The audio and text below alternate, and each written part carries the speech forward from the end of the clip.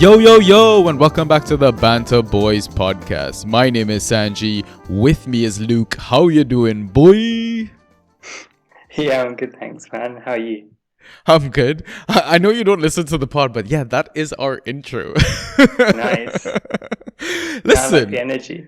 thank you so much, man. Listen, it's always a vibe on the Banter Boys podcast. I keep telling everyone in the community, the Draft Society boys are like the Avengers. We're like the Teen Titans. We just like to have fun. Okay, that sounds great. I've seen the Avengers. I'm not deep enough into Marvel to know who the Teen Titans are. So it sounds Well, great. the Teen Titans are like the kids from the DC universe, you know? Oh, okay. Yeah. So listen, it's been a mission to get a hold of you. You're one of the more popular Brighton accounts, I want to say, in fan tracks. I think that probably says more about how many Brighton fan accounts there are than how popular I am. Maybe. But you know what? Without further ado, let's do the fan introduction segment. Tell us your name, the Twitter handle, which club you're representing, obviously, where you're from, and what do you do? A little bit about yourself. Yeah, sure. My name's Luke. My Twitter handle is @propernoun, which is a little English grammar joke. But back from the days when Davy Proper was still playing at Brighton. He's of course retired now. He retired like age 30 or something really young. Yeah. But it's a good handle, and I've not changed it. So it's there to stay. Especially now that I've got this reputation as being one of the more popular Brighton accounts. Definitely. I mean, Twitter, apparently. when I saw the name, I was like, that was a really clever name. But like now learning the exact reason behind why you use that, it's like, oh, yeah, okay, that makes sense. Yeah, there you go. So yeah, obviously I'm a fan of Brighton and Hove Albion. I've never actually lived in Brighton. I was born in Slough, just outside of London, which is of course home of the English office, and I now live in Birmingham. But both my parents are from that end of the world, and my granddad was a really big Brighton fan. And my mum grew up there as well, so I picked up my football team from them, which was fortunate because my dad was a Tottenham Hotspur fan. I mean, as a Chelsea fan, I sympathize, you know? Yeah. So yeah, I now live in Birmingham with my wife and my young son. I work as a picture framer and as an illustrator, which is a completely separate world from fan tracks. There's not a whole lot of overlap there. I mean, definitely. Yeah. But feel free to plug your business if you want, you know. Oh, sure. Yeah. Well, you can find me. My business is I do lino cut printmaking, and you can see some of that work over on Instagram at Luke Prints, as in printing rather than fresh prints. I mean, you might be the Prince of Brighton. Who knows, right? We'll find out a bit more when we dig deeper into the podcast. So as always, I need to do a bit of a social plug for us. So listeners, welcome to another fan segment. I'm excited to talk everything Brighton, and to get all the previous episodes that we've done so far, you can find all of our episodes on Anchor.fm. We share to Spotify, Apple and Google Podcasts, and SoundCloud. We're sometimes on YouTube, depending on how lazy I am. If you want to DM us, chat anything, Draft PL, you can reach us on Twitter and Instagram. We're at BanterB. We're also on Discord. Our channel number is 6585, and we post on Reddit as well. u/banter_boys, and we opened a donation page, so I mean, feel free. You don't have to. All our content's still going to be free, but we just thought, you know what, let's see if we can build the brand even more and try to give the community as much content as possible. Okay, so quick breakdown of how we're going to do this episode. As usual, we'll have a general discussion where we talk about any new manager, any new ownership, the club's previous season performance versus new season's expectations. Then we'll talk about old assets versus new assets, expected formation, starting 11, the impact of 5 subs, and that fucking World Cup in that winter. It's so awkward, man. And obviously we'll talk about the draft side of the game. We'll talk about the first pick. We'll talk about the next 3 picks, at least one hidden gem. And then we'll talk to Luke about his trading strategies, right? Does he look at form? Does he look at fixtures? What's his secret sauce? Okay, Luke, why don't we get started, man? new manager or any ownership sort of stuff, is there anything that we should really talk about? To be honest, things are pretty good at the moment, as good as they've ever been at Brighton, and that includes sort of the ownership and the management going through. Really, we got Tony Bloom as our owner, who's a childhood supporter of the club, a lifelong fan and a local boy, and then we've got Graham Potter, the boy wizard himself, staying on as manager despite sort of rumours that he was going to Tottenham or England at different points, or even Manchester United, I think, was thrown up at when they were really desperate. Yeah. So the biggest change is losing Dan Ashworth, who was the director of football, to the newly flush Newcastle United, which is our loss and their gain, really. He was behind a lot of the really shrewd signings that have been made in the last couple of years or so. Yeah, for sure.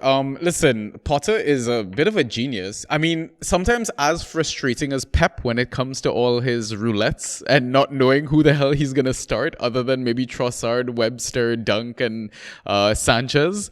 But yeah, he is doing some massive, massive things at Brighton Football Club. To be linked with that England job is fantastic, and honestly, they probably needed given the recent Nations League performance. But I mean, you must be a little fearful of having such a good manager, right? Because I mean, in the back of your head, maybe you're thinking this is only a temporary thing. Yeah, I think that kind of goes with the whole of last season. Really, we had the best ever league finish, going ninth, and there's that feeling that it's all a little bit temporary. How long can we hold on to Basuma for when we knew he wasn't going to sign a new contract, and has now gone to Tottenham? How long are we going to be able to hold on to Cucurella for? But it's good. We've been in worse places for sure as a team, so just important to enjoy it while it lasts. As frustrating as he is as a manager to have when you're trying to manage a draft team, for sure, it's good for the actual real life team. Yeah, for sure. So Potter would have come in the 2019-2020 season, correct? That's right, from Swansea to replace Chris Hughton. Yeah. I mean, Chris Hughton, maybe the job was a bit too big for him, but he was also a decent manager for you guys, no? He was, yeah. I think it was more of just a change of style, and the guys running the club, knowing what they were doing, wanted to play a particular style of football, reckoned that they could get Graham Potter, and did. And it's been a great move in terms of progressing the team from just wanting to stay up and stay in the Premier League to pushing up the table and playing some exciting looking football. And I think one of the most refreshing things to hear about Potter was that he has a degree in social sciences. Oh, I didn't know this. Oh, really? Yeah. He has a degree in social sciences. I think that was like one of the stories about him that really stuck with me this entire time. But you know what? Back to the football. 2019-20, you guys finished in 15th, right? But then obviously you saw a maybe shaky season, the next one finishing in 16th. And then in last season, you obviously had a much better season, right? Top 10 finish, 9th place, scoring 42 goals, conceding 44. You must be really, really happy with the progress so far. Yeah, and I think that, like you mentioned, the season before last, where we finished 16th, there were real signs of improvement then. The expected goals stats especially became a bit of a meme, the point to which Brighton were supposed to be smashing in all these goals and winning all these games 6-0, and weren't quite converting them. And some of that just started to click a little bit more last season, which was great. I think the highlight probably has got to be that 4-0 home win over Manchester United at the end of the season. Potentially Definitely. Ronaldo's last game in the Premier League as well. We'll have to see. But having grown up with sort of everyone being a Man United fan, because I was born in '93, to be able to see little old Brighton win 4-0, and that not really flatter them at all. Like, they could have won by more that day. Was good. Yeah, definitely. I mean, to start the season, Manchester United at Old Trafford, do you think you're going to have a repeat 4-0? Back again? I don't think it'll be 4-0 again, no. But can dream. We'll see. We'll see. I felt like the start of the 2018-19 season, we played them early on in August, and we won 3-2 at home. I think that was another fond memory. So maybe a repeat of that would be good. Yeah. Maybe, let's see how things go. But now, kind of moving on to new season expectations. What are you hoping for? Another top 10 finish? Because you guys did fairly well in the preseason games, right? I think you had three of them. A 2-1 win versus Reading. 1-0 loss to Brentford, but then that 5-1 win against Espanyol, where I think Trossard got a hat trick. Yeah, it's the one. It's the one against Espanyol that I've chosen to focus on, because it's exciting, but it's difficult to know what to expect really after the season that's just gone. It's our best ever league finish. And to be honest, we probably could have finished even higher than that. We had a rubbish run of, I think, 6 lost games in a row back in March, which was also a record.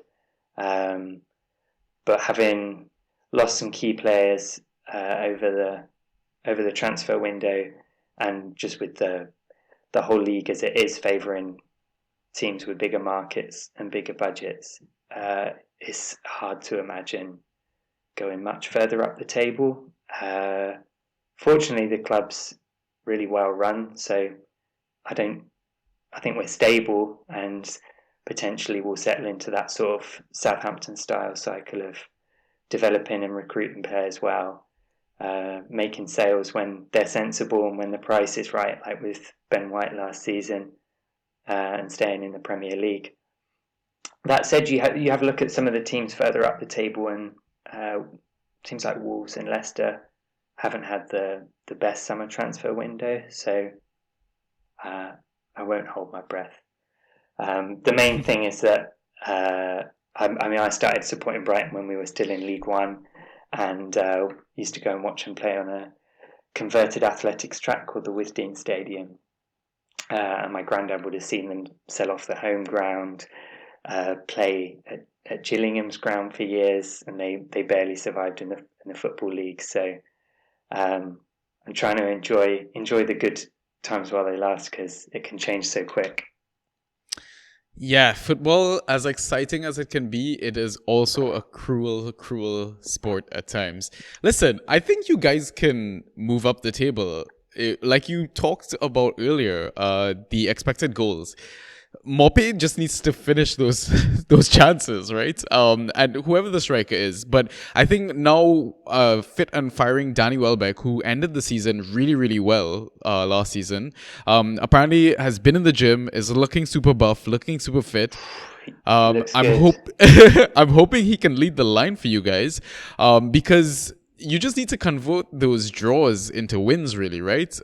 You go back to last season, I think you guys were tied for the most amount of draws with Crystal Palace, with 15 of them, right? And it's funny that it's Crystal Palace, because a lot of people call that the derby game, where it really isn't a derby game. Everyone gets really het up about that. It's a rivalry, it's not a derby. I love that Luke jumped in immediately. He's like, no, wait, let me correct that shit one time.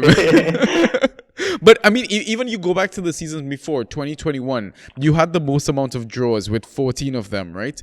Since Brighton got promoted to the Premier League, no Premier League team has drawn more games than Brighton. There you go. That's a fucking stat right there. And what do you think is the issue with that? Is it just really finishing your chances, like we go back to?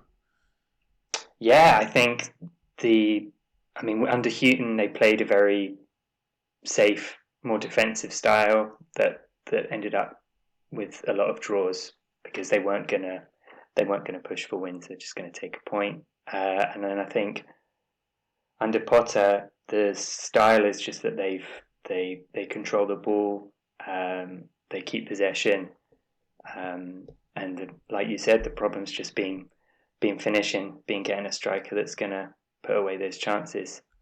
Of all the guys we could have got from Brentford, we got Mope, who's great at a lot of stuff, but it's Yeah. like he's not Watkins or Ben Rama or Ivan Toney.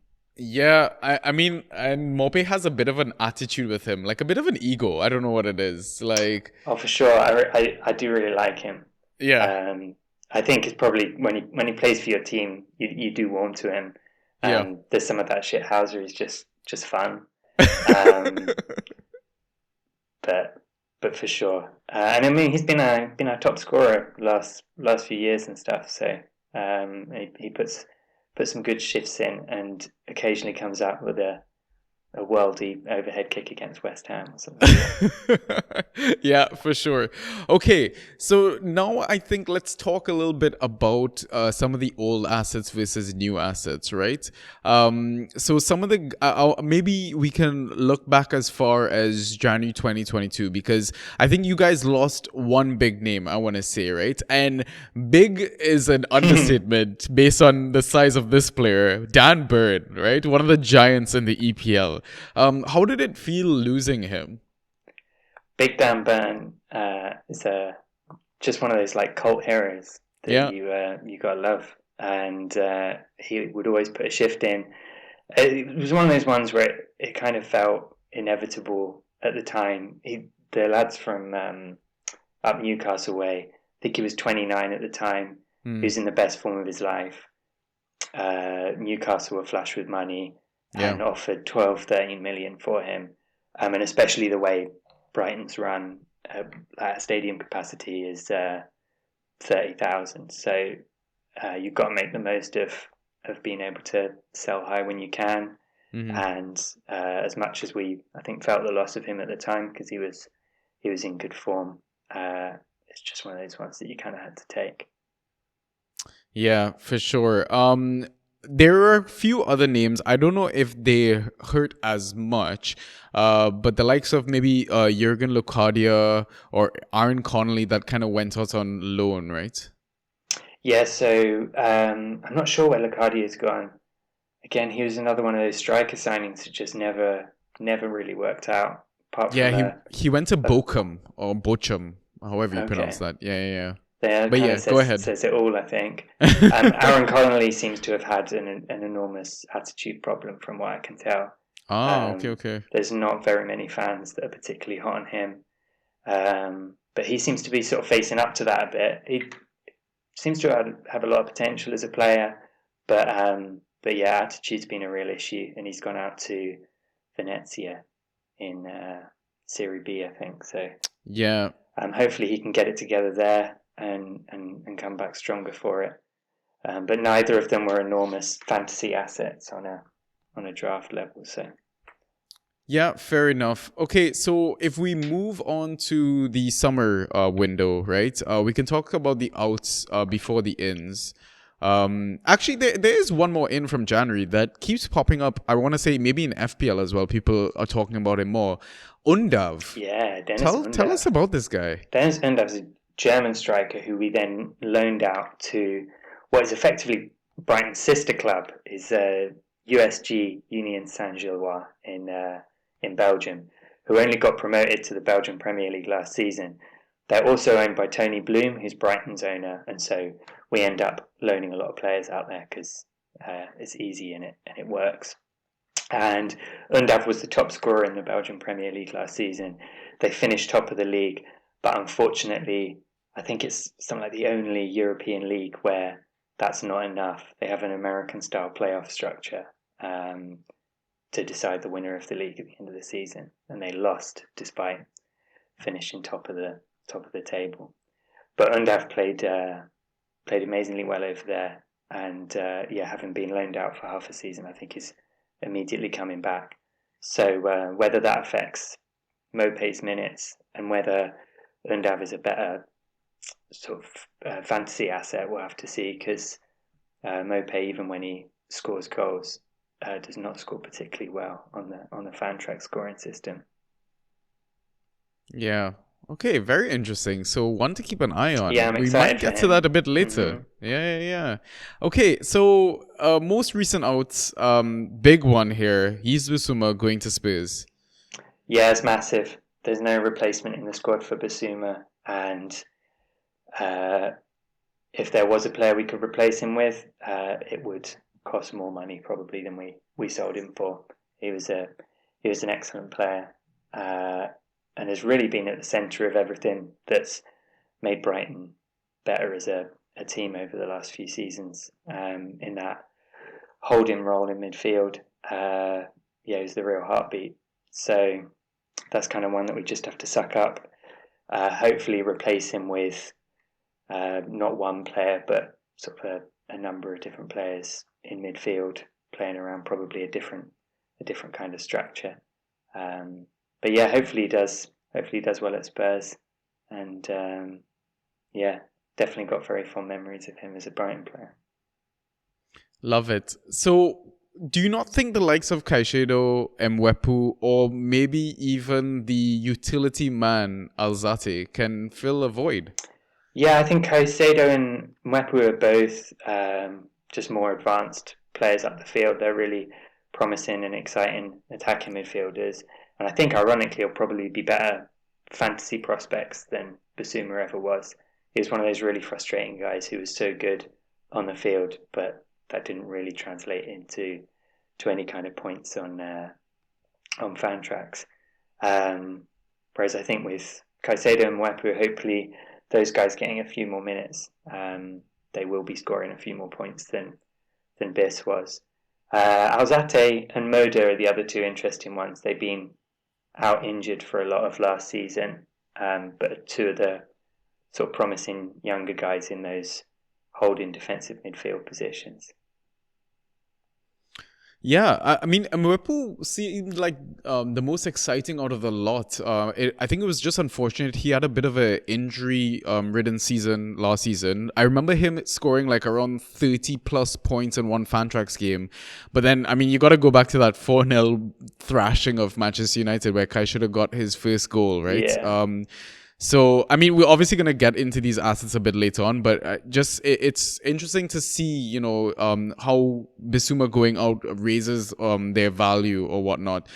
So to kind of go back again to the ins and outs, in terms of the ins, there doesn't seem to be anyone I'm thinking of real Fantrax value here so far. Julio Enciso, Benicio Baker Boate, and Simon Andingra. Yeah, no, to be honest, I'm not even sure who those second two guys are. I think that's one of the frustrating things as a Brighton fan is fantasy value is sometimes a little bit hard to find within the team, which I think in real football terms is quite encouraging. It's a very good unit that doesn't rely on play going through one or two particular players. But yeah, in terms of that translating into one or two players that you'd really want to have on your fantasy team, unless Welbeck really starts scoring loads of goals, or Undav really adapts to the Premier League and plays like he did in Belgium, I think it's unlikely that we see any guys that I'd probably take earlier than the 5th round. Mm-hmm. Interesting. Okay, and I know this transfer isn't confirmed, but it's been quite the saga of the summer. Cucurella, first going to Man City, now possibly going to Chelsea. What do you think is going to happen? And how are you guys going to navigate that? Yeah, it's again, it's one of those frustrating ones where I remember last summer there was a lot of umming and erring about whether Brighton were even going to shell out 15 million to get him from Getafe, and I'm glad they did, because the season he had last year was amazing, as well as gracing us with the beautiful head of hair that he's got. So yeah, the good thing is knowing that the club is in the hands of guys like Tony Bloom and Paul Barber, who, if nothing else, are excellent negotiators. Like we saw with Ben White last summer, I think Arsenal put in 4 or 5 bids for him, and they only let him go when Arsenal matched the 50 million price tag they had on him. From what I know of Cucurella, he seems like a modern professional who's signed a 4-year contract. He's been offered an improvement on that contract, and Brighton, I think, have been honest with him that if the price is right and any team matches that 50 million price tag they've put on him, then he's free to go. And that seems to be the model for the side, really. They'll sign talented young players, and they're not going to stand in their way if they want to move on to better things. But the big sides are going to have to pay the amount of money that those players are worth to Brighton as a team. And Cucurella, as well as being one of our best fantasy prospects, is one of the most important, talented players on the side, and one with the most potential as well. He's to forget that he's only just turned 24, I think. So I feel like there's a higher ceiling to hit with him for sure.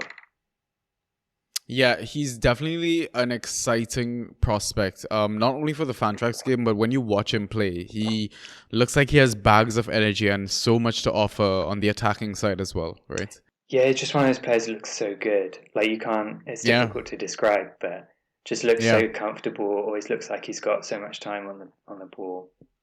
Yeah, I love that guy. Yeah. Definitely a quality player. Okay, let's move into the expected formation then, starting 11. What do you think Potter is going to do next season? So he is an infamous tinkerer. Most of the time, it works a dream. Occasionally, I'm not really sure what's going on, and I just got to trust he knows what he's doing. Brighton played best with a back three, and we finished last season playing a sort of 3-4-2-1 formation. So in terms of the players I'd expect to start in those positions, we'd have Sanchez in goal, Adam Webster, Lewis Dunk, and Joel Veltman as a back three. Then a midfield four of Cucurella, if he stays, maybe Caicedo, Pascal Gross, and either Solly March or Tariq Lamptey. And then Alexis McAllister and Leandro Trossard, slightly advanced of them, and then the single striker of probably a Danny Welbeck, but also possibly Neil Maupay. Okay, excellent. Now, if Cucurella was to leave, who benefits the most in that lineup? Or who comes in? I think ideally you'd want to try and sign a replacement. With the players they've got, I think you probably see Veltman moving out to left midfield, or March playing there and Lamptey playing in right back. But it does suck the depth. The only upside I see for that is if you're picking Joel Veltman maybe in the late rounds, he's got more upside if he's playing on as a sort of left wing back or left midfield than if he's playing as a left centre back. Okay, excellent. All right, now let's talk about this new change of rule, the 5 subs. How do you feel about this? Because a lot of Fantrax managers are kind of split on it, right? Benefits the big clubs, not really the smaller ones. Where do you stand? Yeah, I think it's true of most things. That if you have a deep squad, or you've got Jack Grealish on your bench or something like that, it's obviously going to benefit you to bring on. To be able to bring on 5 subs. A lot of those, the top 4 sides have got probably a full Premier League standard team in reserve. That said, we've got a manager who famously is able to work wonders with his use of 3 substitutes, to be honest. So I imagine he'll be able to do fairly well with 5, but our team definitely doesn't have the same depth as some of the big boys. And you've got to wonder, with games like when we beat City at the end of the season before last, when they'd already been champions, and it was a tight sort of 3-2 game, I think. If City had the ability to bring on a couple of extra subs at the end, whether that would have gone differently. But it is what it is. Stays the same, and And hopefully, if it reduces injuries and stuff, that's something that will help us all out. All right. And that fucking World Cup, hate it. It's in the middle of the season. It's going to be a weird season. But who are you guys going to lose to the World Cup? Are you worried about drafting any Brighton assets? I don't think we'll be losing too many players, to be honest. The one who potentially goes deep is Trossard, he's one of Brighton's best fantasy players, and he's probably going to be playing in the knockout rounds with Belgium. The only other players I can think of probably going to the World Cup is Robert Sanchez will be like maybe the third choice Spain goalkeeper. I don't think he'll be playing a whole ton. And then I noticed that Ecuador are qualified, so Sarmiento and Caicedo will be playing for them. But whether they get past the group stage or not is up for debate. So the rest of the guys presumably will be able to put up their feet for a bit and get some well-earned winter rest. Sounds fantastic.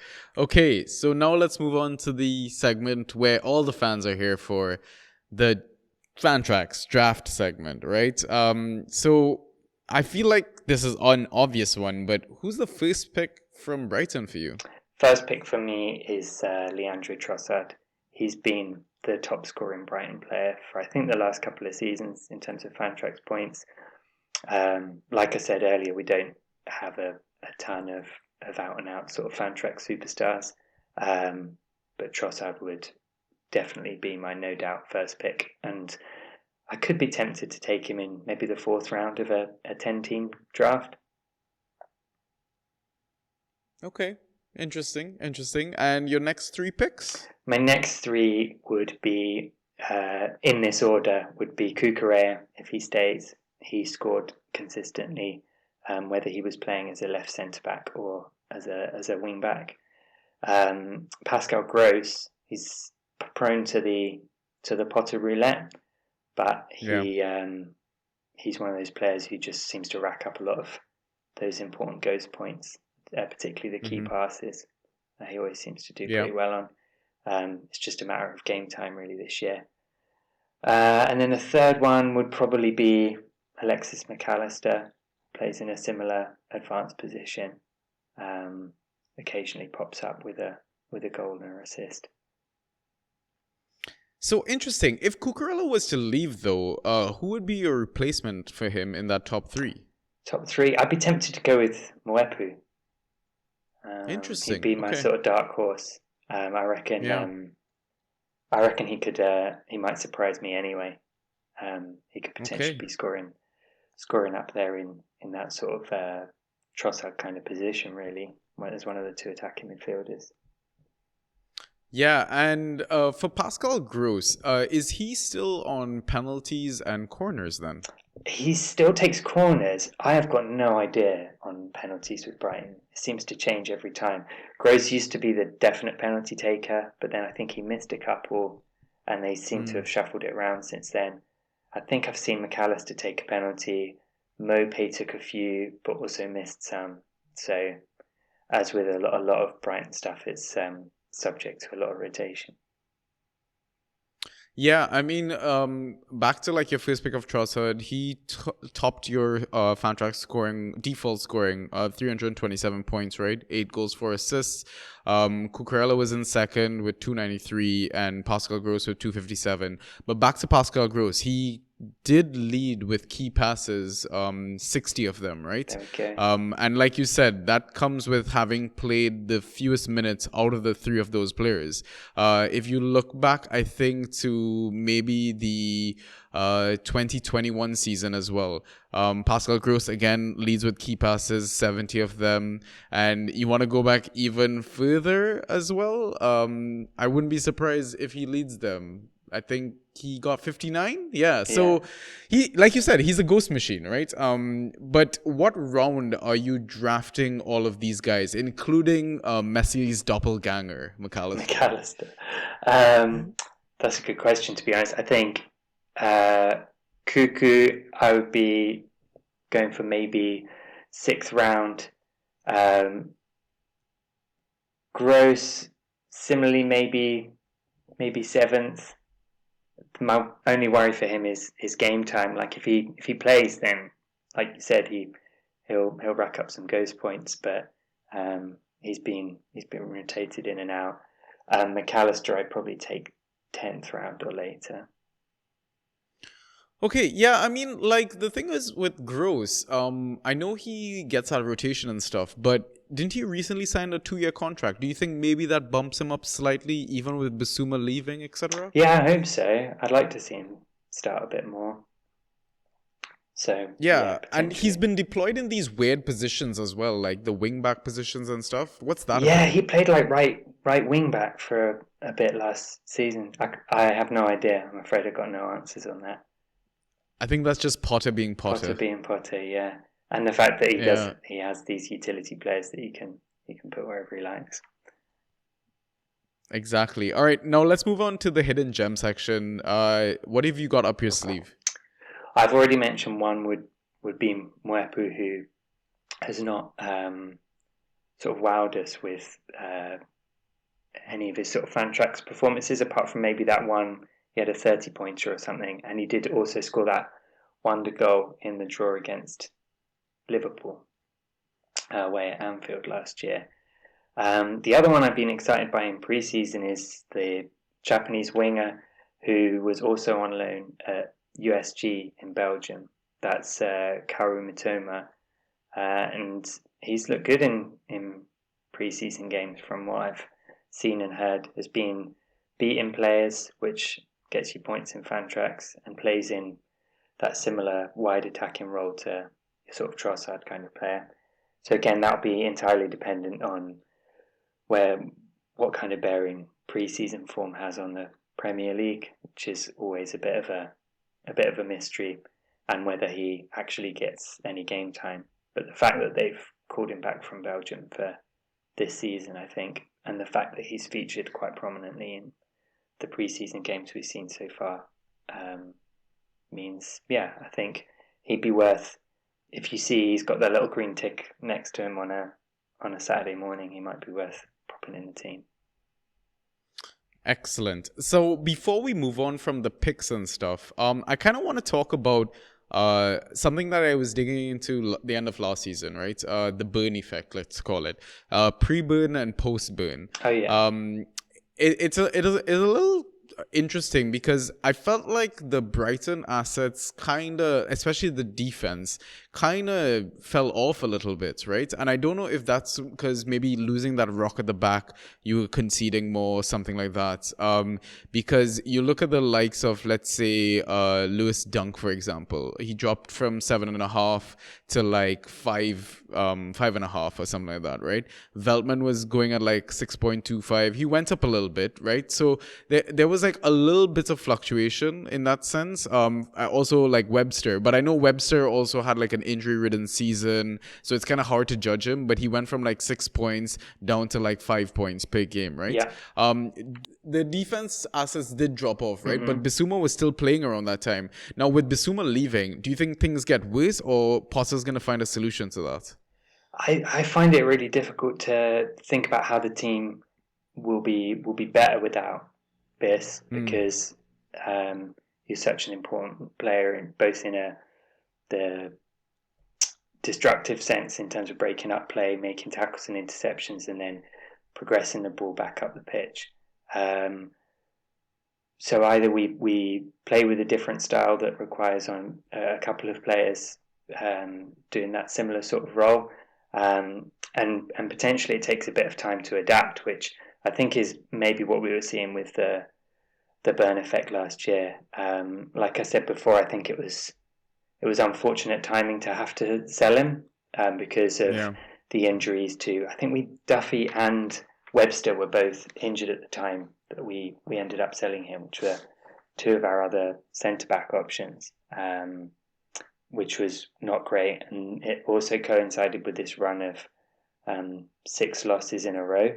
The craziest thing actually about that point of time in the year is that I was playing football with friends in mid-February and had a cardiac arrest on the pitch, like Christian Eriksen style, and was That's crazy, man. yeah, was hospitalized for like 5 weeks. My heart stopped beating for almost a quarter of an hour. So I think I can be excused for letting that bit of the season pass me by a little bit, both because it was rubbish for Brighton and also I was like in and out of consciousness.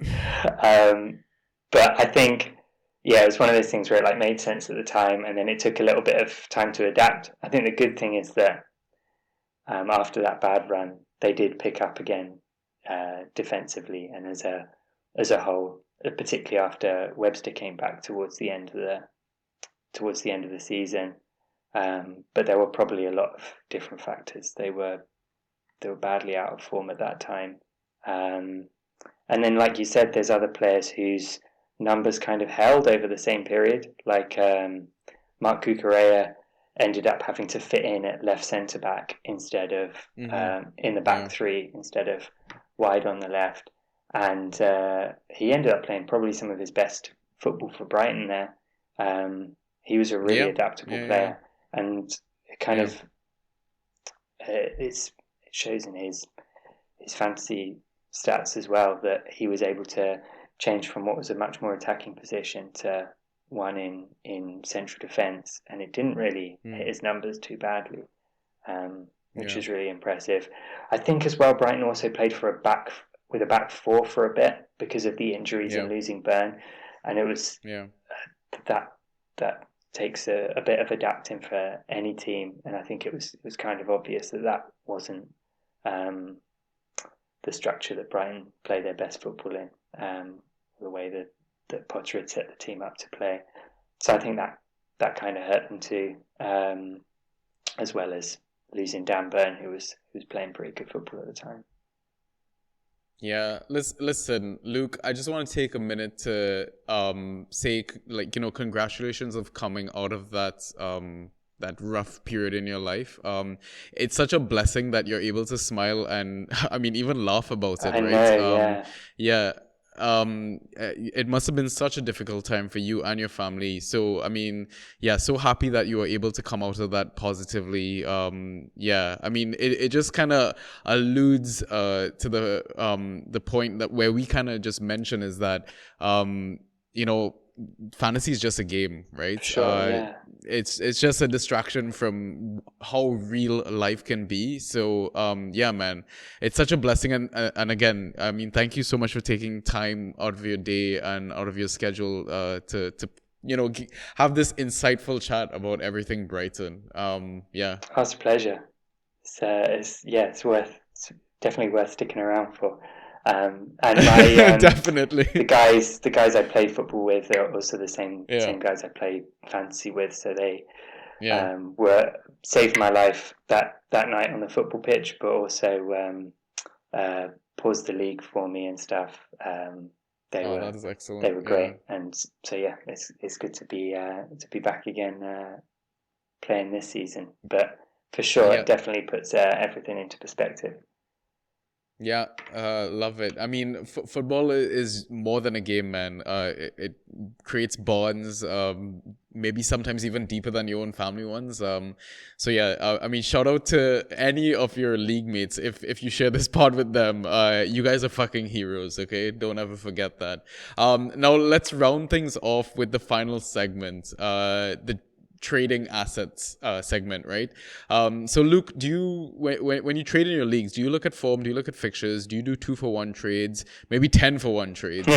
What's your secret sauce? No, I don't have tons of advice on trading, to be honest. Most of the time, because no one's willing to do trades with me.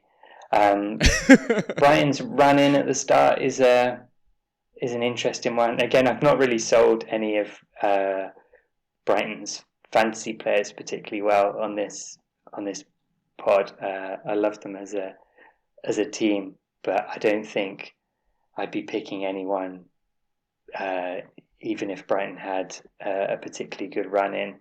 And the early part of the season is potentially difficult. We've got United, the new Newcastle, and West Ham first up. Historically, we've been pretty good against West Ham. I don't think we've actually lost to them since coming back up into the Premier League. But they're a good side, and so those the first few games is going to be a tough start to the season.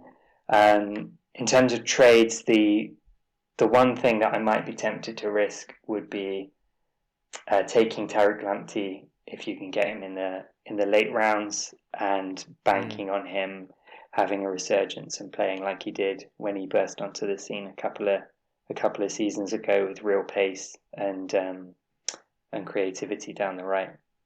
He then was out with a long time for a hamstring injury. There's some concerns that was because he was overplayed, and he's never quite had the same sort of pace or effect since coming back. Hopefully, with having had a bit of a break over summer, he can come into the new season. And if his average draft position seems to be way down. So if you can pick him up on the cheap and then hope he balls out, and you can trade him for someone else later in the season, that might be worth the risk. All right. I mean, listen, I got Pascal Gross in the 8th round. That's the only Brighton player that I've managed to get. And I'm the 12th pick, right? So I think it's a decent steal at that position. I reckon that's a good take, yeah. Yeah, okay, love it. Have you got any Brighton players this We're season? actually holding our draft on Thursday at the absolute 11th hour. I love it. That's when we could get people together. So no, I haven't. Yeah. I think I've only played fan tracks for two seasons before this one, and have never taken Brighton players apart from maybe streaming Robert Sanchez a few times. So maybe this will be the year. Okay, I mean, sounds like a plan. Listen, I know you're probably well equipped from the boys at TDS. Shout out to those boys. They generate a fucking great ton of content, right? If you happen to get one of their draft kits, go sign up, go purchase it. Go invest in all the quality work that they're putting out for the community. But listen, Luke, if you need any draft advice, whatever we can help with, please slide into our DMs. My lines are always open to you, mate. I fully appreciate again everything that you've kind of done for us tonight. But yeah, on that kind of final note then, is there anything you want to mention to the managers that play this game, the community in general, before we sign off? Not particularly, really, other than Fantrax's Twitter is great. Like, I got off Twitter a couple of years ago because it was a horrible place to be. Got into playing draft fantasy, and like it's bearable again if you just stick to draft fantasy Twitter. It's lovely. So thanks to that community, especially during what's been a pretty rough couple of years for me. So for sure, I've really appreciated that. It's as much as it's like it's just a game and there's bigger stuff.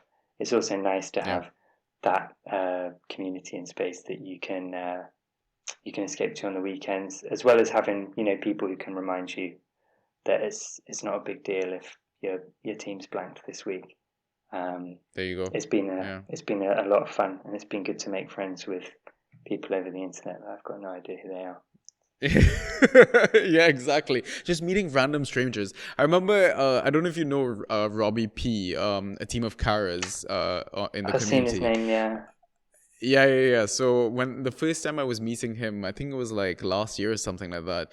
I think I was telling my family or friends, I'm going out for this drinks with this random guy from the internet that I talk to, but I've never seen or don't know what he looks like.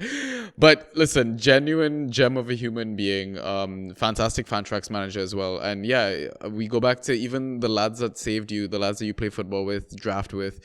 Football is a special thing, man. It brings people together in like the most magical ways possible, right? For sure, yeah. So You've definitely got a new friend here as well, and we're hoping that we can bring you back on the pod to talk about Brighton, update us, maybe on the Cucurella saga or any new assets that Potter's willing to weave into his madness. But yeah, on that note, again, it was a pleasure to have you on.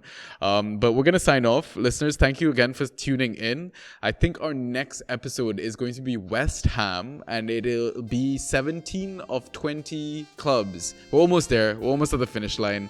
But yeah, until next time, peace.